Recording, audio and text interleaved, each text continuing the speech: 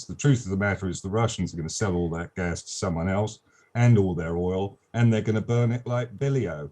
I sometimes wonder what the sustainability debate in terms of energy is really about in this country, because it's never really framed in its true context.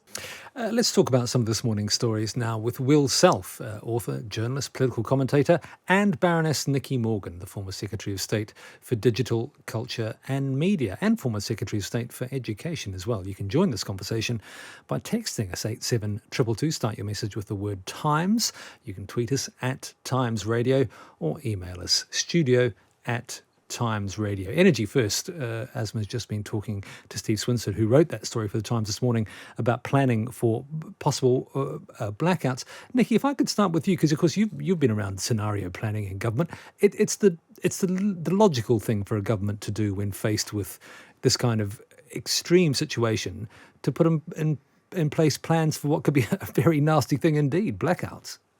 Completely. And of course, it is the job of a team in the Cabinet Office to look across government at worst case or reasonable worst case scenarios amongst a whole range of different things that could happen. We're obviously talking particularly about energy supplies, looking obviously at particular scenarios, things that come out of left field. And of course, it's always wise, it's easy to be wise with the benefit of hindsight, or to say, well, of course we should have seen this coming. But actually, I think most people know that that's not the case. We all know that there are going to be unexpected circumstances. And I think, as somebody just said a moment ago, I think the lesson has been learned that it's better to be honest with people now as to some of the difficulties that could happen, so people can begin to perhaps just think and prepare and everything, without wishing to worry people, just to show that the government is working on what it might do to help to mitigate if there is a squeeze on energy supply. Well, I'm quite interested about the psychology of all this, because we have seen what people do when they're confronted with extreme things, or even not so extreme things like a shortage of loo rolls in supermarkets. What might people do you think, if it turns out they can't get a hot shower or turn on the lights in the morning? Well, I mean, apparently Boris Johnson asked his cabinet, who of you can remember the 70s last week, because, as a gesture to their youth and therefore their perhaps the lack of depth to their field of understanding. I mean, in fact, as somebody who lived through the 70s, we just sat there in the dark, didn't we? There weren't, far from there being riots in the streets, there's something about cold and lack of light that subdues people, or like a big blanket over the canary's cage. So I don't think that's the problem. I think the problem here is that there are two kind of psychological ghosts that haunt thinking all the time and represent a disconnect between the political class and the people. And one is the kind of the fantasy of sustainability. And the other is the kind of shadowy idea of autarky or economic self-sufficiency. And in between these two concepts, which have a very strong sway on the British people at the moment, autarky is very buried in a way, but it's there all the same. The idea we should, grow all our own food, generate all our own energy. And this other sort of idea that it's somehow possible to do that without damaging the resources of the earth. And I think once we get past those essentially fantasies, then we can see, as Nicky said, that this is an eminently sensible thing to do, and it's indeed what we'll have to do. So, that's it.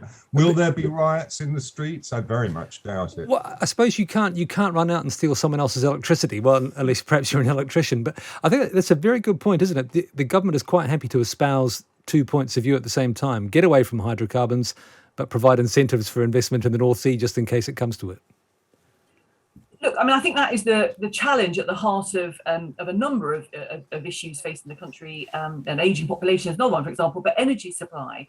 We know, only in November we had the COP26 conference. We know we've got to try to transition to net zero. We know we've got to burn fewer fossil fuels. We've got to find other ways of a more sustainable energy supply. I mean, actually, the UK, if you look at the way that often our energy is generated, quite a lot, there are quite a few days when actually there's more wind than anything else. You've got to have a diverse mix. I was an energy, sort of Minister of the Treasury responsible for energy policy, a while ago, particularly looking at incentives for oil and gas. And obviously that's how Rishi Sunak has tried to design the levy that was announced last week, that actually if oil and gas companies say they're going to invest more and open up new fields and things, then actually they will probably pay less under that new levy, which seems very, very sensible. But we are in the middle of a big transition. Whatever happened, even if we hadn't had the Russian invasion of Ukraine and everything else, energy costs were going to go up because of the need to transition to net zero. And that was a conversation often as ministers we didn't want to have. We didn't want to say to customers, this is going to cost you more because of the investments needed to build a more sustainable supply. So probably that conversation, sadly, has come forward a few years, and particularly because of a war in Europe. I think it's a mistake to frame Will. this as being some step along the route to net emissions. The truth of the matter is the Russians are going to sell all that gas to someone else and all their oil, and they're going to burn it like Billio. I sometimes wonder what the sustainability debate in terms of energy is really about in this country, because it's never really framed in its true context. Which is?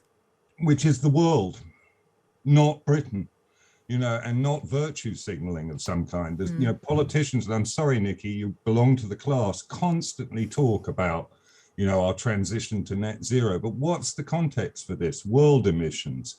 Half of the greenhouse gas emissions in human history have been emitted since Kyoto.